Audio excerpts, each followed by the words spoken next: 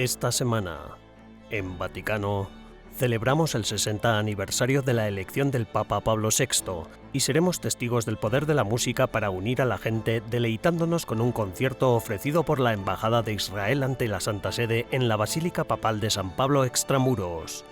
Todo esto y mucho más, a continuación, en Vaticano.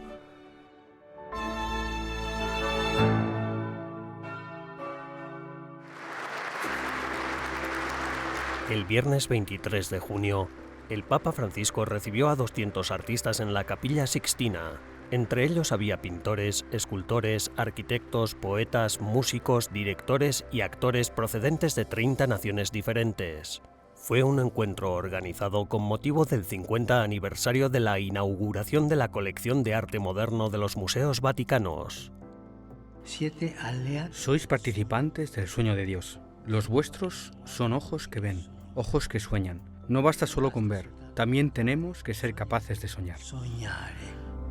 La audiencia da continuidad a una tradición iniciada en 1964, cuando San Pablo VI pidió renovar la amistad entre la Iglesia y los artistas, una amistad que el Papa Francisco quiso subrayar en su discurso. Porque la Chiesa ha sempre avuto un rapporto con gli artisti. La Iglesia siempre ha tenido una relación que puede calificarse de natural y especial con los artistas. La relación de amistad de la Iglesia con las artes es algo muy natural. Y al mismo tiempo es también una amistad especial, sobre todo si pensamos en los muchos periodos de la historia que hemos recorrido juntos y que forman parte del patrimonio de todos, creyentes o no creyentes. Conscientes de todo ello, esperemos de nuestro tiempo una nueva temporada de ricos frutos, nacidos de un clima de escucha, libertad y respeto. La gente necesita esos frutos especiales. Di frutti speciali. El Papa Francisco cerró el encuentro con un llamamiento a los artistas, pidiéndoles que no se olviden de los más necesitados ni de los que sufren. Prima di salutarvi ho ancora una cosa da dirvi. Antes de despedirme de vosotros, tengo una cosa más que deciros, algo muy cercano a mi corazón. Quisiera pediros que no olvidéis a los pobres, a los que están especialmente cerca del corazón de Cristo, a los afectados por todas las múltiples formas de pobreza de hoy. También los pobres tienen necesidad de arte y de belleza. E della bellezza.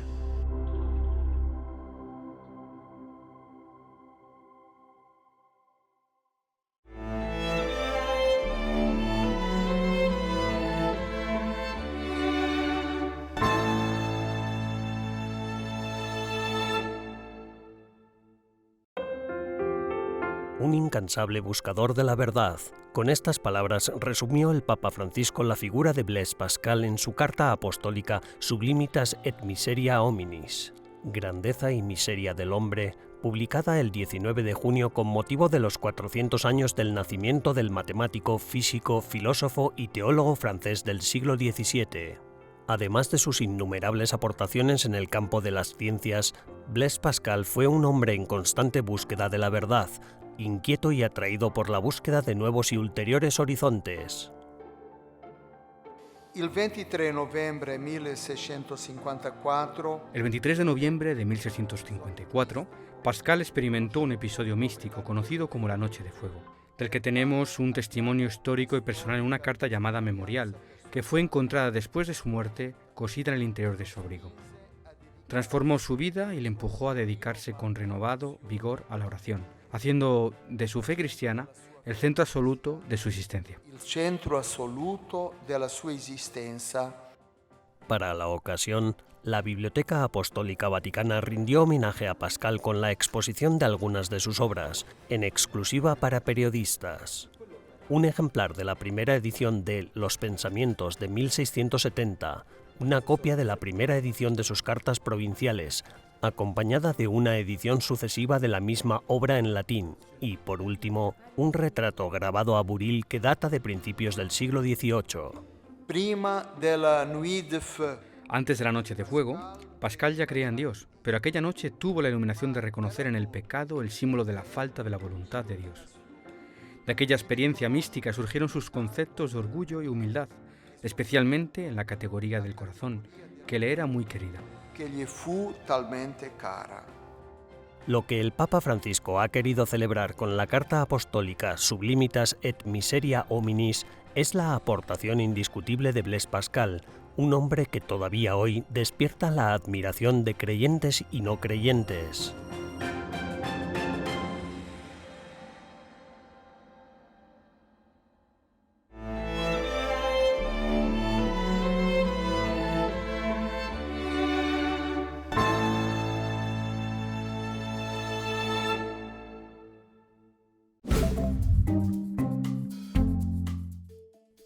Hola y bienvenidos a las novedades del Vaticano de esta semana, las noticias más relevantes del Santo Padre y del Vaticano. El Santo Padre firma un decreto que reconoce la virtud heroica de Sor Lucía dos Santos. Lucía es la mayor de los 3 niños testigos de las apariciones de Fátima. La Iglesia deberá aprobar un milagro atribuido a su intercesión para que pueda ser beatificada. Vatican City's chief prosecutor. El fiscal jefe de la Ciudad del Vaticano, que investiga el caso de Emanuela Orlandi, la adolescente desaparecida hace 40 años, ha compartido con los fiscales de Roma información que considera digna de una investigación más profunda. El fiscal del Vaticano dijo que su oficina ha recogido todas las pruebas disponibles, después de que el Papa Francisco le diera la máxima libertad de acción para investigar el caso sin restricciones de ningún tipo. La desaparición de Orlandi el 22 de junio de 1983, después de salir para una clase de música en Roma, ha acaparado titulares y ha sido objeto de especulaciones durante décadas.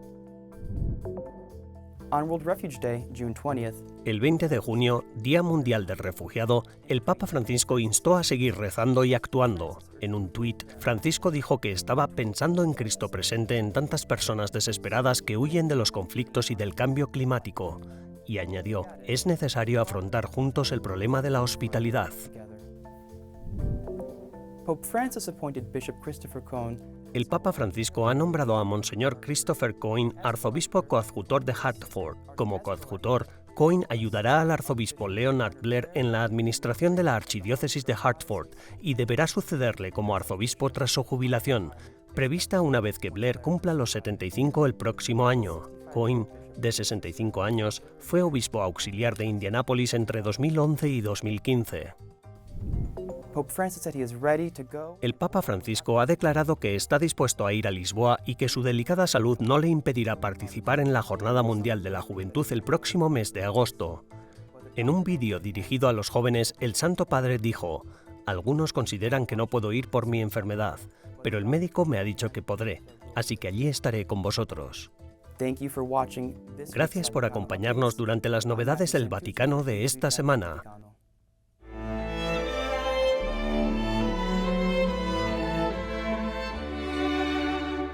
Tras una breve pausa, regresamos con más en Vaticano.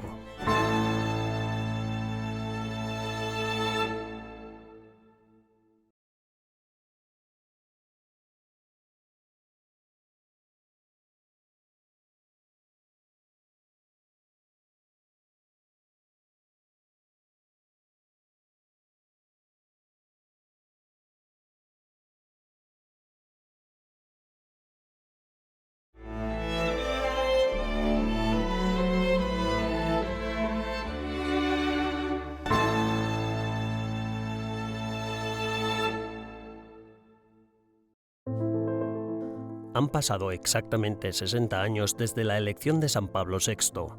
Asumió el pontificado el 21 de junio de 1963.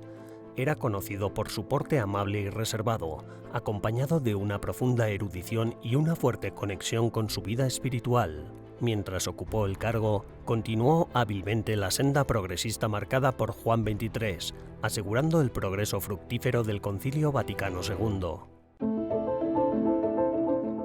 El Papa Pablo VI fue bautizado bajo el nombre Giovanni Battista Montini en la pequeña ciudad de Concesio. Fue el segundo de 3 hermanos. Su padre, Giorgio Montini, era abogado, miembro de la Cámara de Diputados italiana y editor político del periódico católico Segundo Cittadino di Brescia. Su madre, Giuditta Alghisi, era miembro de la nobleza local y presidenta de la sección de Brescia de la Acción Católica Femenina. Giovanni Battista creció en la fe y ambos padres, especialmente su madre, impregnaron a los niños de amor por la literatura, el arte, la música, la filosofía y la vida política. Fausto Montini es hijo de Ludovico Montini, hermano mayor de Giovanni Battista. Fausto cuenta que los dos hermanos estaban muy unidos y que su tío Giovanni era un invitado frecuente en su casa. Mi tío tenía una ironía muy sutil. Siempre estaba dispuesto a captar las cosas más graciosas, siempre alegre y educadamente, algo parecido al sentido del humor inglés. No le gustaban las sotanas caras, y en casa, cuando hablaba de las homilías, solía decir: una de 5 minutos era para el alma, una de 10 para el predicador, y una homilía de 1/4 de hora era para el diablo. Así era él. Giovanni Battista Montini fue ordenado sacerdote el 29 de mayo de 1920.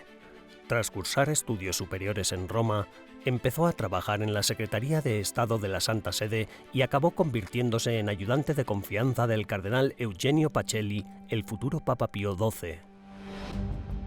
Durante los terribles años de la Segunda Guerra Mundial, Monseñor Montini ayudó a dirigir los esfuerzos de ayuda a los refugiados y a salvar a los judíos de la muerte en las cámaras de gas. En noviembre de 1954, Montini fue nombrado arzobispo de Milán. En 1958, el Papa Juan XXIII lo nombró cardenal, y durante el cónclave de 1963 fue elegido romano pontífice. Como papa, Pablo terminó los trabajos del Concilio Vaticano II y luego dedicó los años siguientes a la colosal tarea de aplicar sus numerosas reformas en medio de una inmensa agitación social y política, así como durante la tormenta que supuso la revolución sexual. Ciertamente esta fue la encíclica que más hizo sufrir a Pablo VI. Creo que una de las dificultades en la redacción de este documento, ahora que tenemos información más clara sobre él gracias a la apertura de los archivos, fue que estaba reafirmando la doctrina de la Iglesia y la apertura a la vida, y al mismo tiempo realzaba el contexto familiar en términos humanos y antropológicos. Ya en 1968, cuando se publicó la encíclica, comprendió que este contexto de apertura a la vida humana debía ser defendido de la invasión tecnológica, que en la última instancia quita valor y dimensión humana al acto de la procreación. Todas esas advertencias se han hecho realidad, al igual que sus predicciones de que el mundo moderno estaría plagado de ateísmo, secularismo y materialismo. Había adoptado el nombre de Pablo para encarnar su deseo de ser peregrino en todas las naciones, y su papado destacó por sus viajes, algo que por aquel entonces no tenía precedentes. En 1965 fue el primer papa que visitó los Estados Unidos. En un famoso discurso ante la Asamblea General de las Naciones Unidas en Nueva York, hizo un llamamiento al mundo: no más guerra, guerra nunca más. A lo largo de sus últimos años, defendió las verdaderas enseñanzas del concilio y las enseñanzas de la Iglesia sobre la sexualidad humana, el matrimonio y la dignidad humana. El Papa se entristeció profundamente por el rechazo que la Humane Vitae tuvo entre tantos católicos, e incluso entre sacerdotes y teólogos. Advirtió proféticamente al mundo sobre las consecuencias futuras de una cultura anticonceptiva. El Papa Pablo VI murió en Castel Gandolfo el 6 de agosto de 1978. Papa, sacerdote y profeta. Las enseñanzas de Pablo VI han resonado en los pontificados de sus sucesores, Juan Pablo I, San Juan Pablo II, Benedicto XVI y Francisco.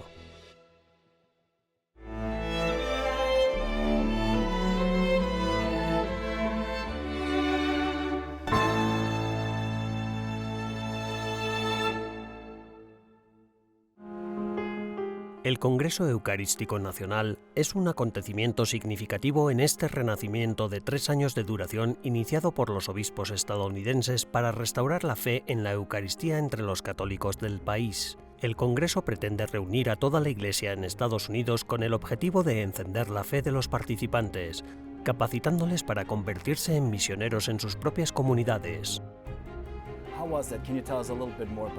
Andreas Tonhauser, director de la oficina de EWTN Vaticano, se reunió con Monseñor Andrew Cossens, obispo de la diócesis de Crookston, para hablar sobre el próximo Congreso Eucarístico Nacional en Estados Unidos.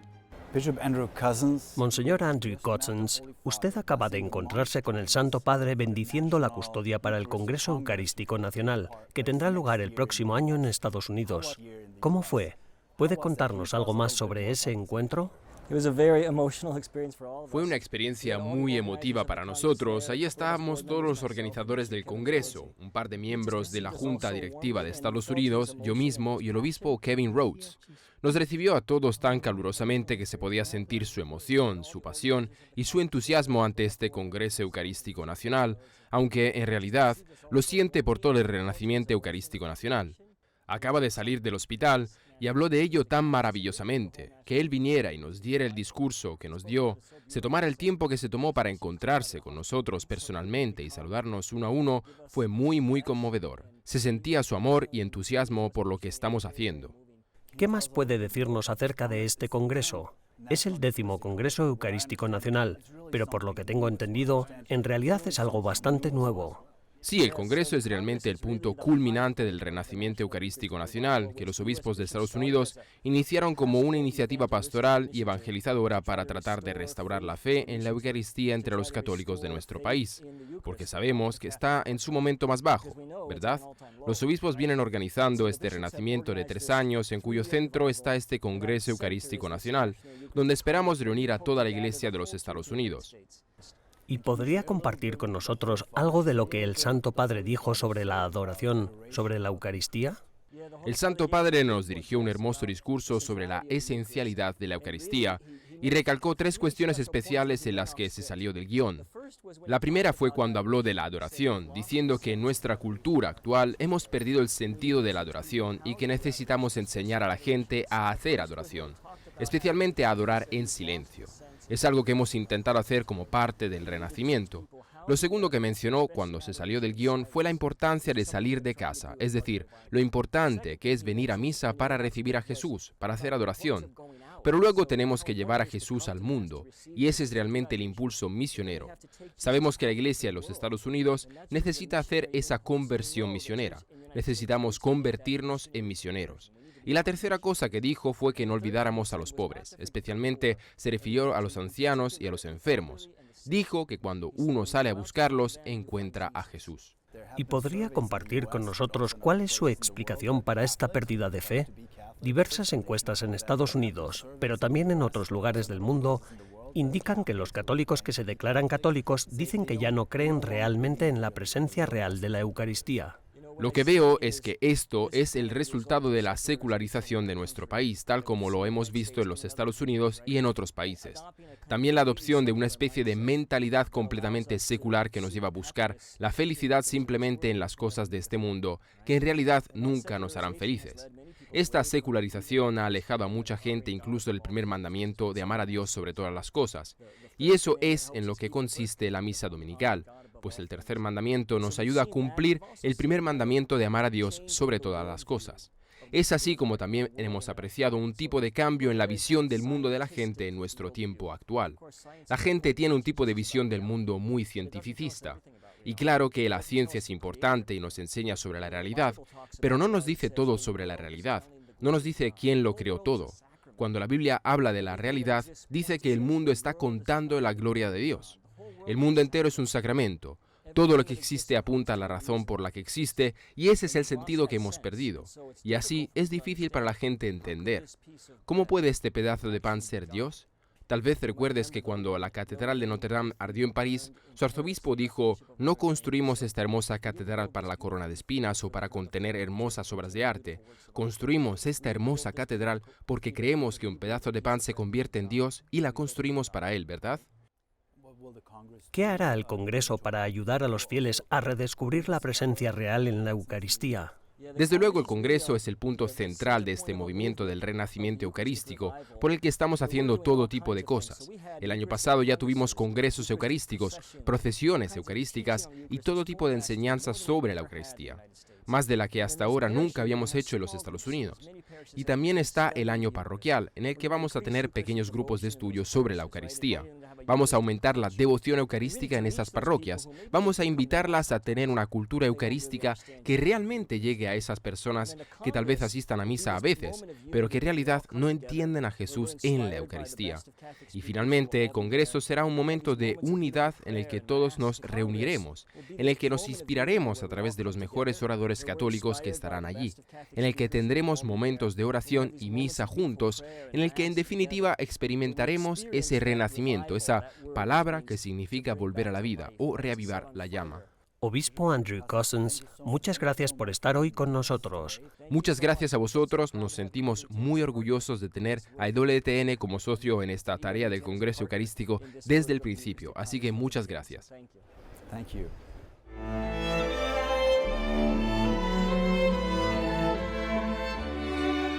Tras una breve pausa, regresamos con más en Vaticano.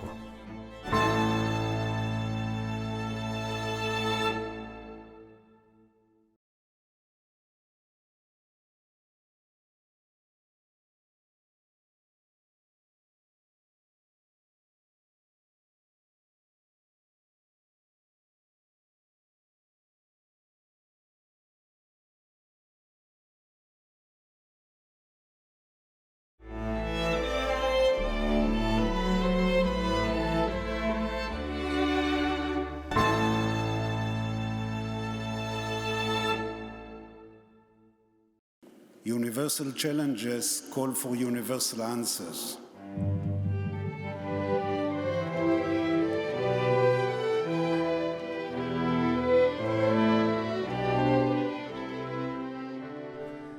El lunes 29 de mayo se celebró un concierto en la Basílica Papal de San Pablo Extramuros para conmemorar los 200 años del incendio y la reconstrucción de la basílica. Fue en la noche del 15 de julio de 1823, cuando un incendio se declaró en el techo de madera de la Basílica Papal, reduciendo el edificio del siglo IV, segundo en tamaño después de la Basílica de San Pedro, a un montón de vigas humeantes y escombros.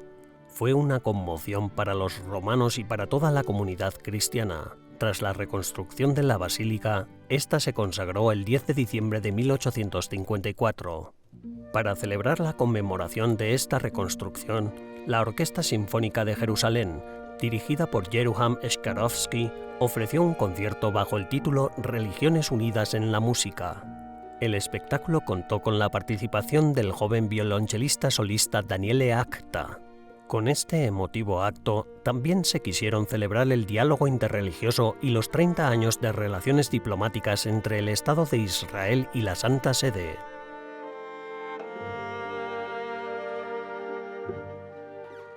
I would say that we were looking with this double motive.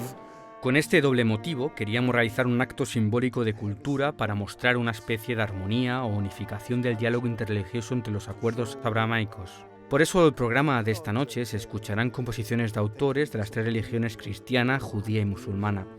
A su vez pensamos que aprovechar esta ocasión de los 200 años por un lado y 30 años por otro es, en cierto sentido, combinar lo viejo con lo nuevo. Lo que quiero decir es que 200 años es ya un tiempo que ha pasado, mientras que las relaciones entre Israel y la Santa Sede son todavía jóvenes.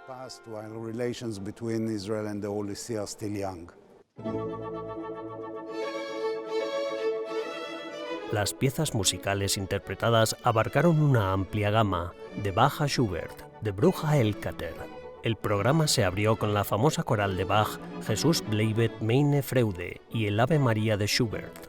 También hubo un homenaje a Italia con la Sinfonía número 4 en La mayor, conocida como la Sinfonía Italiana, escrita por Félix Mendelssohn Bartholdy durante su estancia en Italia en 1830. Las tradiciones y las canciones populares, la naturaleza y el folclore eran grandes atractivos para este compositor.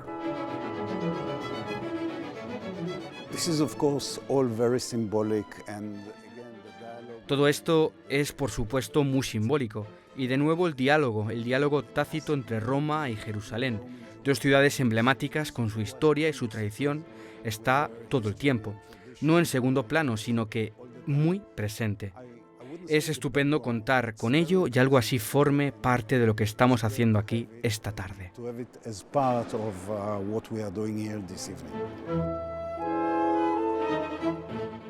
Una vez más, la música y las artes sirvieron para asentar las bases de la paz y el respeto entre las distintas religiones y para poner de relieve el importante papel que desempeñan Roma y Jerusalén en la escena internacional.